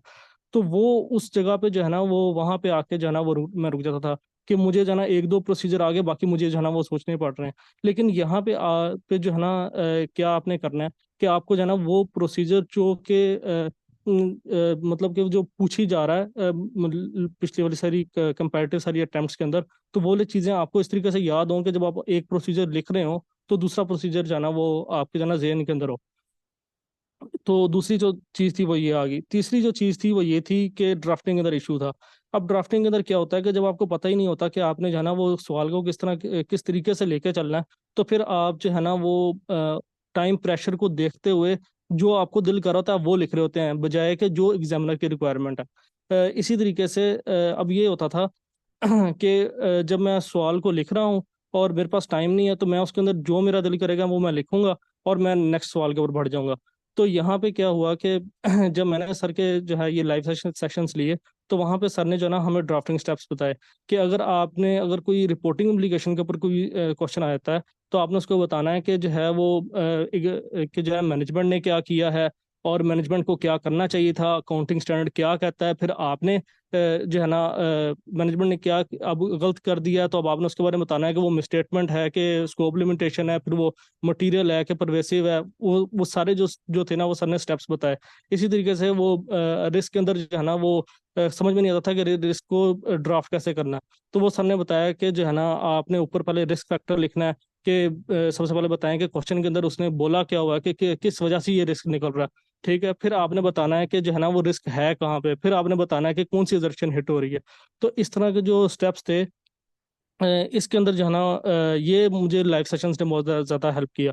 तो ये अभी अब आप लोगों की भी जो है नेक्स्ट अटेम्प्ट इंशाल्लाह फाइनल आपकी अटेम्प्ट होगी। तो इसके अंदर आपने इस बात को इंश्योर करना है कि जो सर के जो लाइव सेशंस हैं इसको आपने जरूर ज्वाइन करना है, क्योंकि जो लाइव सेशन है ये आपकी की है। इसको ये जो ड्राफ्टिंग स्टेप्स है ना ये आपके हमेशा जहन के अंदर होने चाहिए कि मैंने जो है ना अगर मेरे पास बेशक टाइम शॉर्ट भी है तो मैंने एटलीस्ट वो वाली इंफॉर्मेशन देनी है जो एग्जामिनर की रिक्वायरमेंट है, ताकि अगर मैं वो चीज़ दूंगा तो मेरा जो है ना कुछ मार्क्स आएंगे। अगर मैंने हर चीज़ को वैसे ही स्किप कर दिया तो फिर तो जाहिर सी बात है कुछ भी नहीं आएगा। ठीक है, और तीसरी चीज़ के अंदर मैं वो जो प्रोसीजर्स वाला जो मैंने पॉइंट बताया था आपको, उस प्रोसीजर्स के अंदर जो है ना समटाइम्स बच्चा ये समझता है कि जो है वो अगर मैं कुछ छोटे प्रोसीजर लिखूंगा, वो तो जी कैफ का जो है वो कॉन्सेप्ट है, तो वो जो है ना हमने प्रोसीजर्स नहीं लिखने। जिस तरीके से होता है कि जो है ना रिकैलकुलेट, अगर आपने जो है ना कोई उससे वर्किंग लिया तो उसको रिकैलकुलेट कर लें, तो बच्चा समझता है कि यार ये तो कोई प्रोसीजर नहीं हुआ, ये तो मैं स्किप करता हूँ। हालांकि अगर जब आप सॉल्यूशंस देखेंगे तो इस तरह के प्रोसीजर्स भी उसने लिखे होते हैं। उसने ये भी लिखा होता है कि जिस तरीके से कैश फ्लो फोरकास्ट का उसने जो है ना आपको कैश का बैलेंस दिया हुआ, तो वो ये भी लिखता है कि जो है ना वेरीफाई करो ओपनिंग बैलेंस ऑफ कैश को विद द बैंक स्टेटमेंट। तो इस तरीके से जो छोटे छोटे प्रोसीजर्स होते हैं ना ये भी आपने लिखने होते हैं, ताकि आप जो है ना एग्जामिनर की जो है ना रिक्वायरमेंट्स को मीट कर पाएं। तो ये जो है ना टोटल मेरी तरफ से है कि अगर जो है ना अगर पास करना है तो इसके लिए आपको थोड़ा सा जो है ना पास्ट पेपर्स को भी अपने जहन के अंदर रखना पड़ेगा कि किस तरीके से सॉल्यूशंस वो दे रहा है, और इसके साथ साथ आपके एफआर के कॉन्सेप्ट जो है ना वो सही तरीके से आपने अप्लाई करने हैं। और तो अगली चीज़ जो है वो प्रोसीजर्स आपको आते आते हों, और तीसरी चीज़ के ड्राफ्टिंग के अंदर जो सर के जो लाइव सेशंस होंगे उसके अंदर जो स्टेप्स हैं वो आपने फॉलो करने हैं। तो ये फ्रॉम माय साइड, एंड इंशाल्लाह I wish you best of luck to all the students कि इंशाल्लाह वो सब पास कर जाएंगे। ठीक है Abdullah, thank you so much. आप आए, आपने टाइम निकाला और आपने सब बच्चों को गाइड करा कि किस तरीके से आपकी स्ट्रेटेजी थी, किस तरीके से आपने ये पेपर पास कर लिया, तो थैंक यू सो मच। ठीक है। अच्छा जी, अ, हम दोबारा आ जाते हैं। कुछ चीज़ें मैं आप लोगों को फर्दर दिखाना चाहता हूँ।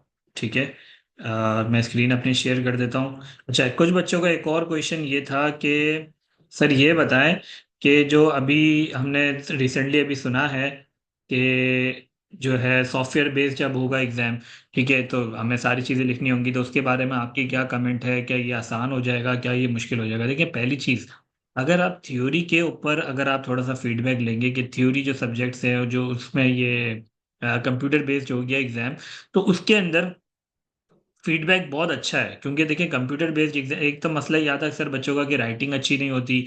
जो बच्चे, मैंने भी कितने बच्चों का चेक करा होता है, तो जिस तरीके से वो लिखते हैं तो सामने एग्जामिनर को समझ नहीं आ रहा होता, मुझे नहीं समझ में आ रहा होता कि यार वो बंदा लिख क्या रहा है। तो एग्जामिनर को जब समझ नहीं आएगी कोई बात, तो हो सकता है कि यार वो आपको मंडे। मार्क्स अच्छे ना दे। सबको ये चीज क्लियर है? हाँ अच्छा ही बोलेंगे मैं जैसे तो। अच्छा, किसी का माइक ऑन हुआ है वो काइंडली अगर अपना माइक बंद कर देंगे। ठीक है, वो काइंडली अपना माइक बंद कर दें।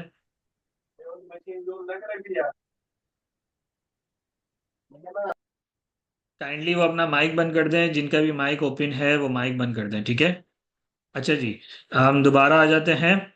तो जो कंप्यूटर बेस्ड एग्जाम है, तो उससे क्या होगा, उससे आप लोगों के लिए बेनिफिशियल है कि यार उसमें क्या होगा, एक तो काफी सारे बच्चों की राइटिंग स्पीड वगैरह भी बहुत अच्छी होती है, तो उसमें कोई इशू नहीं होगा आप लोगों को। बल्कि आप लोगों के लिए ये एक अपॉर्चुनिटी है जिसके अंदर आप और अच्छा परफॉर्म कर सकते हैं, पहली चीज।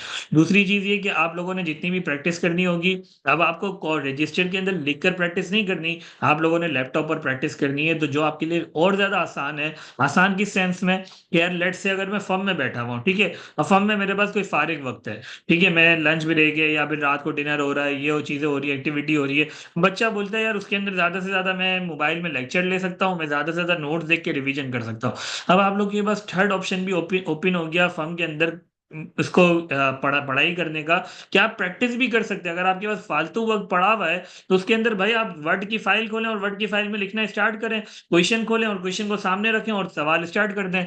बात समझ में आ रही है? तो आप लोगों के लिए एक अपॉर्चुनिटी ओपन हो गई कि फर्म में पढ़ना आप लोगों के लिए, प्रैक्टिस करना आसान हो गया। फर्म में बैठे बैठे आप प्रैक्टिस कर सकते हैं, पहली चीज। दूसरी चीज कि यार आप लोगों के पास एक और चीज क्या हो गई कि यार आप लोगों के पास एक तो राइटिंग का मसला खत्म हो गया, ठीक है। Will the paper be open book और resources will be provided on software, ठीक है, सारी चीजें आप लोगों को प्रोवाइड करी जाएंगी, ठीक है। इसके ऊपर मैं एक अलग से डिफरेंट सेशन रखूंगा, जिसके अंदर मैं आप लोगों को सॉफ्टवेयर के ऊपर सारी चीजें गाइड करूंगा, ठीक है। और इसके अलावा मैं जो लाइव सेशन करूंगा उसके अंदर जो प्रैक्टिस होगी वो हम सॉफ्टवेयर पर ही करेंगे, ठीक है। तो जब सॉफ्टवेयर पर चीजें करेंगे तो इंशाल्लाह आप लोगों को सारी चीजें क्लियर हो जाएंगी। Sir, I will be attempting double ARS in June 25 and it will be my first attempt of double ARS and I will be starting lecture now, can I do in the remaining time? बिल्कुल आप कर सकते हो, आराम से कर सकते हो हाशिर, कोई मसले वाली बात नहीं है, बिल्कुल आराम से आप पढ़ सकते हो, बहुत टाइम है, आराम से कर सकते हो, ठीक है। सबको क्लियर है? मैं मास्टर प्लान अब आप लोगों को दिखाने जा रहा हूँ, मास्टर प्लान हमारा कैसा है उसको एक दफा देख लेते हैं, तो आप लोगों को थोड़ा बेटर आइडिया हो जाएगा कि यार किस तरीके से चीजें लेकर चलनी है, ठीक है। एक मिनट।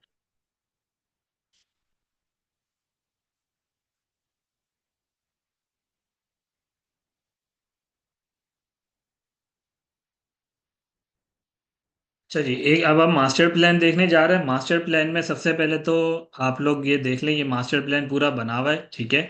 इसको मैं फर्दर और स्ट्रक्चर्ड कर रहा हूँ, इसके ऊपर काम चल रहा है, और ज़्यादा स्ट्रक्चर कर रहा हूँ। देखिए मास्टर प्लान हमारा पूरा बना हुआ है, मास्टर प्लान के अंदर एक एक चीज़ लिखी हुई है कि भाई आपने कहाँ से स्टार्ट करना है। मास्टर प्लान सबको क्लियर दिख रहा है या जूम करूँ? और जूम करूँ मैं? सबको क्लियर दिख रहा है? जल्दी से मुझे बताएं, सबको क्लियर दिख रहा है मास्टर प्लान? कोई किसी को ये तो नहीं कि कम दिख रहा हो या जूम करने की जरूरत हो?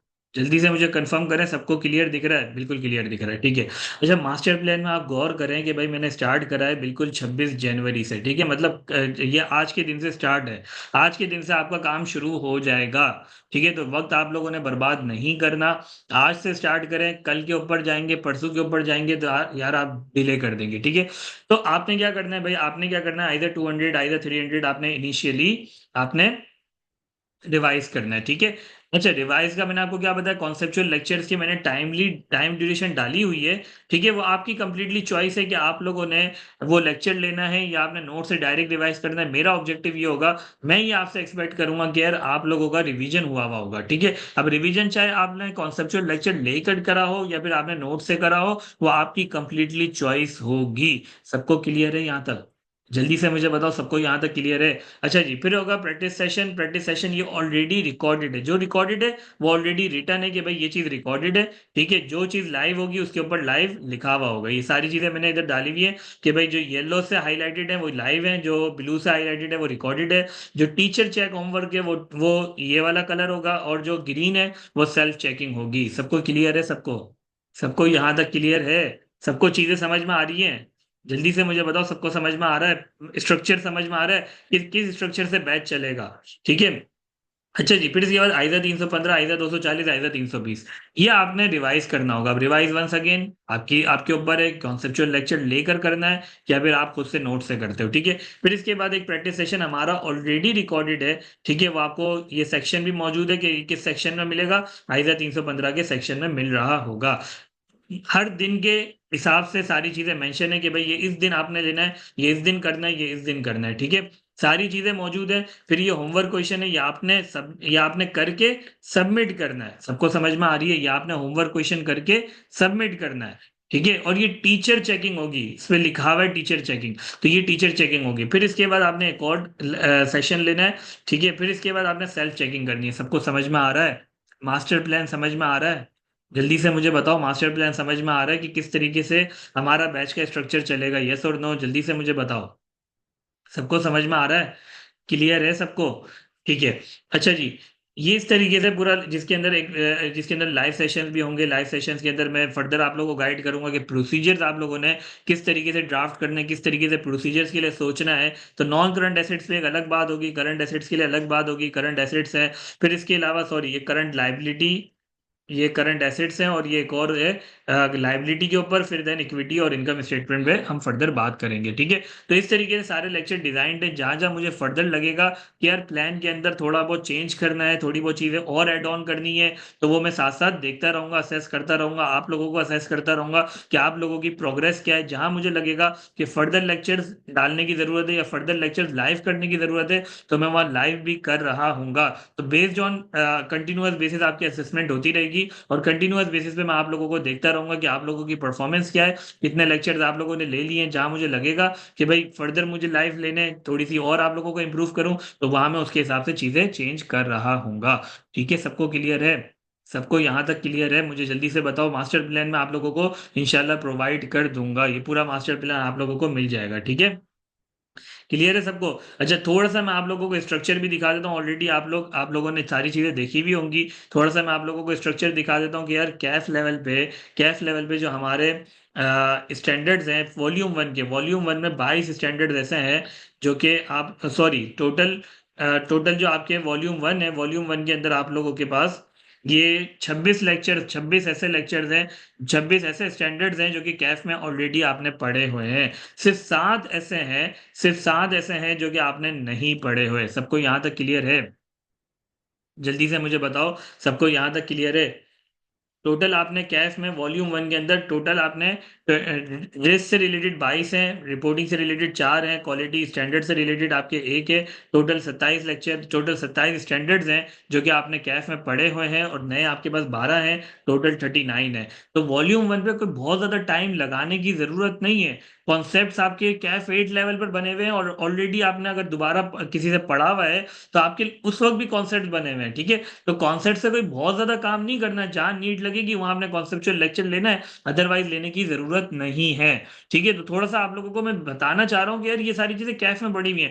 असल टारगेट आप लोगों ने किधर करना है? वॉल्यूम टू से करना है। वॉल्यूम टू से लाजमी लाजमी आपका क्या आता है? एक क्वेश्चन बनता ही बनता है, 15 मार्क्स का क्वेश्चन आता है, नॉर्मल जो प्रैक्टिस है। ठीक है, तो भाई इसको छोड़ना नहीं है।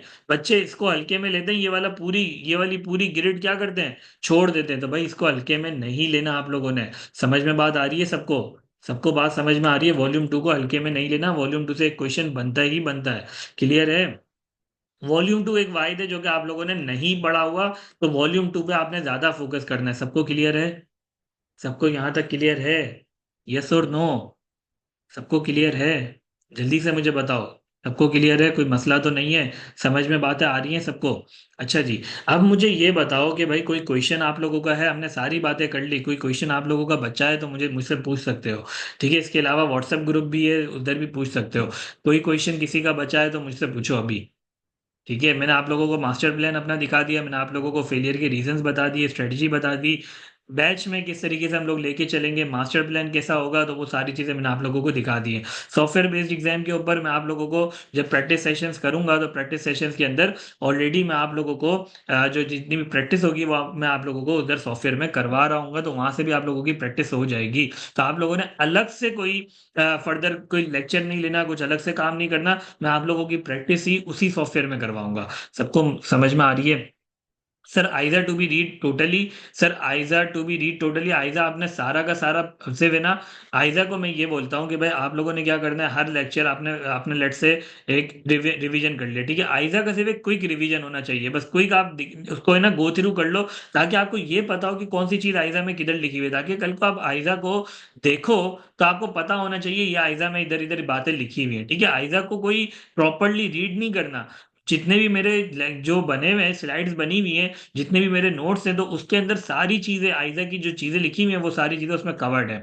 यूजर का एक क्वेश्चन आया सेल्फ चेकिंग, मतलब सर हमें खुद ही असेस करना होगा, टीचर की तरफ से फीडबैक नहीं मिलेगा। देखिए चंदर, टीचर फीडबैक भी वाला मैंने डाला हुआ है, सेल्फ चेकिंग वाला भी डाला हुआ है, दोनों चीजें हैं, ठीक है। सेल्फ चेकिंग भी आपकी होगी और टीचर चेकिंग भी होगी। कुछ क्वेश्चन में टीचर चेकिंग होगी, कुछ क्वेश्चन में सेल्फ चेकिंग होगी। समझ में आ रही है बात? ठीक है। सिर्फ सेल्फ चेकिंग नहीं है, सिर्फ टीचर चेकिंग भी नहीं है, दोनों चीजों का मिक्सअप है। ठीक है, सबको क्लियर है? सबको क्लियर है? जल्दी से मुझे बताओ, सबको यहां तक क्लियर है? कोई मसला किसी को? जल्दी से मुझे बताओ, कोई मसला किसी को? जल्दी से, और क्वेश्चंस है तो जल्दी जल्दी पूछो। फिर नमाज का भी टाइम है, सबको नमाज भी पढ़ने जाना है, तो जल्दी जल्दी क्वेश्चंस करो, फिर हम इसको वाइंड अप करते हैं, ठीक है। मुबस्सिम कह रहे हैं सेल्फ चेकिंग में आपका सॉल्यूशन मिलेगा जिसके अगेंस्ट अपने आंसर्स असेस करने होंगे। मेरे काफ़ी सारे सॉल्यूशंस बने हुए हैं, ठीक है, सेल्फ चेकिंग के लिए, ठीक है। वो आप लोगों को प्रोवाइडेड कर दिए जाएंगे जिसमें आप अपने आंसर को असेस कर सकते हैं। फर्दर कुछ आंसर से मैं काम कर रहा हूँ और फर्दर कुछ आंसर आपको फॉर द टाइम बिंग आपको सजेस्टेड आंसर से चेक करने पड़ेंगे, ठीक है। सबको यहाँ तक क्लियर है? आईफोन एक बच्चे का क्वेश्चन आया, सर अगर कोई बच्चा खुद से पढ़ रहा हो और बोतल नहीं ले, और क्या आप उसका पेपर चेक करेंगे? देखिए फर्स्ट प्रियोरिटी मेरी यही होगी कि जो बच्चा इनरोल हो रहा है मैं उसको टाइम दूं, ठीक है। तो मैं सब बच्चों का चेक नहीं कर सकता, ठीक है, क्योंकि मेरे पास भी टाइम लिमिटेशन है, मेरे पास अनलिमिटेड टाइम नहीं है, ठीक है ना। वो हम कॉन्सेप्ट पढ़ते हैं ना इकोनॉमिक्स में कि भाई हर चीज़ की एक लिमिटेशन होती है, तो मेरे पास भी एक लिमिटेशन है। चंदा हाशिर पूछ रहे हैं सर इस अटेम्प्ट में फिजिकल आइजा अलाउड है? ठीक है, उसके ऊपर मैं एक अलग से सेशन रखूंगा, उसमें डिटेल में आप लोगों को गाइड करूंगा सॉफ्टवेयर के ऊपर कि किस तरीके से आप लोगों ने चीजें लेकर चलनी है, ठीक है। सबको क्लियर है? और क्वेश्चन पूछो जल्दी जल्दी। Practice material would consist of IK pass paper और योर ओन मटेरियल। देखिए कुछ क्वेश्चन ओन मटेरियल भी होगा, कुछ क्वेश्चन आईके के पास पेपर होगा। जैसे कि अगर मैं आप लोगों को बताऊं कि इसके अंदर जो D mart and mind limited है ये मेरा अपना बनाया हुआ क्वेश्चन है, ठीक है। इसी तरीके से जो M H G risk drafting question है ये मेरा अपना बनाया हुआ क्वेश्चन है। बाकी इसके अंदर पास पेपर्स भी हैं, ठीक है। अगर मैं रिपोर्टिंग की तरफ जाऊं तो रिपोर्टिंग की तरफ मैंने एसीसी के किट के क्वेश्चन भी कुछ रखे हुए हैं। तो मैंने मिक्सचर रखा हुआ है सब चीज़ों का, जो जो चीज़ें रेलिवेंट है वो सारी चीजें मैंने आप लोगों के लिए रखी हुई हैं। कुछ मेरे अपने बने हुए हैं, कुछ एसीसी के भी हैं, कुछ आईकेप के भी हैं, ठीक है। लेकिन आईकेप सबसे ज्यादा मोस्ट इंपॉर्टेंट। अगर मैं ये कहूं कि भाई मैं मेरे क्वेश्चन सिर्फ करो आईकेप नहीं करो, तो बहुत ही बड़ा मैं ब्लेंडर करूंगा आप लोगों के साथ कि भाई आईकेप इंपॉर्टेंट है, सबसे फर्स्ट प्रियोरिटी आईकेप है। देन सेकंड चीज मेरा अपना बनाया हुआ वो एसीसी हो जो भी हो, लेकिन आईकेप इंपॉर्टेंट है कि आईकेप किस तरीके से आप लोगों की टेस्टिंग करता है ये इंपॉर्टेंट है। सबको क्लियर है? सबको क्लियर है? जल्दी से मुझे बताओ, सबको यहां तक क्लियर है? ठीक है, और सवाल है तो जल्दी जल्दी पूछते रहो, जल्दी जल्दी पूछो ताकि हम लोग वाइंड अप करें, ठीक है। जितने भी क्वेश्चंस है आप लोगों के जल्दी से आप लोग पूछो तो हम लोग फिर वाइंड अप करें, जल्दी जल्दी। और कोई क्वेश्चन किसी का नहीं है तो वो भी मुझे बता दें। Sir is your book also available? बिल्कुल सर, बुक हमारी अवेलेबल है, बिल्कुल बुक है। जितनी भी स्लाइड्स हैं उसी को हमने बुक फॉर्म में कंपाइल करा हुआ है, वो बुक आप लोग एडमिन से कांटेक्ट करके ले सकते हैं, ठीक है। क्लियर है सबको? सबको क्लियर है यहाँ तक? ठीक है, और कोई क्वेश्चन है तो जल्दी जल्दी पूछते रहो। सबको क्लियर है? वाइंड अप करें, क्लास एंड करें। फर्दर जो भी क्वेश्चन है आप लोगों के पास मेरा व्हाट्सएप नंबर अवेलेबल होगा, सर बुक सॉफ्ट में शेयर कर देंगे। चंदा बुक जो सॉफ्ट में है वो सिर्फ और सिर्फ रजिस्टर्ड स्टूडेंट्स के लिए, और रजिस्टर्ड स्टूडेंट्स के लिए ओनली अवेलेबल इन पोर्टल, ठीक है। तो वो पोर्टल में आप लोगों को अवेलेबल मिल जाएंगी जितनी भी स्लाइड्स हैं, ठीक है। अच्छा जी, यूजर का एक क्वेश्चन है, आपने एडमिन का नंबर शेयर कर दें। एडमिन का नंबर आप लोगों के पास मैं ग्रुप पर अपलोड कर दूं एडमिन का नंबर? एडमिन का नंबर मैं ग्रुप पर डाल दूं? ग्रुप पर आप लोग सब हैं? मुझे कंफर्म कर दें, मैं ग्रुप पर डाल दूं? ठीक है, ग्रुप पर मैं डाल देता हूं तो आप लोगों के लिए आसानी हो जाएगी, ठीक है। सबका कोई क्वेश्चन तो नहीं रह गया? अगर कोई क्वेश्चन रह गया तो आप लोग अभी भी पूछ सकते हैं। कोई क्वेश्चन नहीं है, ठीक है। जो और कुछ पूछ रहे हैं सर, अगर रीटेक स्टूडेंट सारे लेक्चर आगे ले लें, बिल्कुल ले सकते हैं, कोई मना नहीं है, ठीक है। कोई मना नहीं है। कौन से ग्रुप में? ग्रुप हमारे पास जून 25 वाला एक ग्रुप बना हुआ है, पब्लिक ग्रुप, ठीक है। अगर आप बोलते हैं तो मैं एक काम करता हूँ, अभी ही आप लोगों को नंबर दे देता हूँ। 1 मिनट रुक जाए, मैं आप लोगों को नंबर इधर लिख देता हूँ, आप लोग जल्दी से नोट कर लें नंबर को, ठीक है। 1 मिनट रुक जाए। अच्छा जी, मैं नंबर इधर लिख रहा हूँ, 0349। सबको विजिबल है? सबको विजिबल है? जल्दी से मैं नंबर लिख रहा हूँ, ठीक है। जल्दी से आप लोग नंबर नोट कर लें, 2588 339, ठीक है। जल्दी से आप लोग नंबर नोट कर लें, ये ST Academy एडमिन नंबर, ठीक है।